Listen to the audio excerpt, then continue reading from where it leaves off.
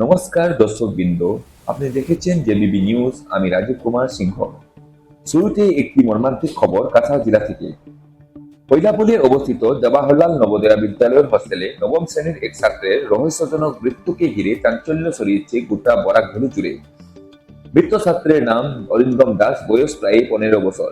বিদ্যালয় সূত্রে জানা গেছে, 11 মার্চ সকালে হোস্টেলের বাথরুমে অরিন্দমের দেহ উদ্ধার করা হয়। বিষয়টি জানার সঙ্গে সঙ্গে স্কুল কর্তৃপক্ষ পুলিশকে খবর দেয়। খবর পেয়ে লক্ষ্মীপুর পুলিশ স্টেশনের পুলিশ ঘটনাস্থলে পৌঁছে দেহটি উদ্ধার করে এবং ময়নাতদন্তের জন্য পাঠানো হয় শিলচর মেডিকেল কলেজ অ্যান্ড হসপিটালে। পরিবারের দাবি, ঘটনার আগের দিন রাতে অরিন্দম বাড়িতে ফোন করে পরিবারের সঙ্গে কথা বলেছিল এবং তখন সে একেবারেই স্বাভাবিক ছিল।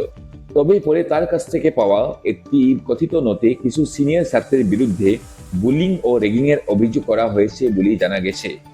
ইতিমধ্যে পুলিশ ঘটনার তদন্ত শুরু করেছে। র্যাগিং এর অভিযোগের বিষয়টি গুরুত্ব দিয়ে খতিয়ে দেখা হচ্ছে। পাশাপাশি বিদ্যালয় কর্তৃপক্ষ এবং নবোদয়া বিদ্যালয় সমিতির তরফেও আলাদা করে তদন্ত শুরু করা হয়েছে বলে জানানো হয়েছে। এই মর্মান্তিক ঘটনা এলাকা জুড়ে শোকের ছায়া নেমে এসেছে। মৃত্যুর প্রকৃত কারণ জানতে এখন সকলের নজর পোস্টমর্টেম রিপোর্ট ও পুলিশ তদন্তের দিকে।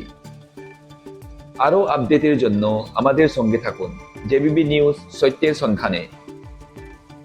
এই বিশেষ তথ্য সমৃদ্ধ নিউজ বুলেটিনটি আপনাদের কাছে নিয়ে এসেছে Parijat group of hotel and restaurant, capital point Silchar এবং পারিজাত রিসোর্ট, শিলচর হাফলং মহাসড়ক, লাতির গ্রাম, শিলচর।